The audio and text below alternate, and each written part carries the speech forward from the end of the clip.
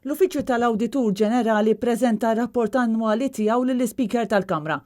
Ir-rapport kien ippreżentat lil Angelo Farrugia waqt żjara li għamel fl-Uffiċċju tal-Awditur Ġenerali Charles Degwara u tad-Deputat Awditur Ġenerali Noel Camilleri. B'kollox matul is-sena li għaddiet l-Awditur Ġenerali ikkonkluda 19 ir-rapport. Fost l-oħrajn l-NAO għamel ħafna xogħol ta' awditjar li inkludi 15 ir-rapport ta' awditjar f'Ministeri tal-Gvern u 23 oħra f'entitajiet oħra governattivi.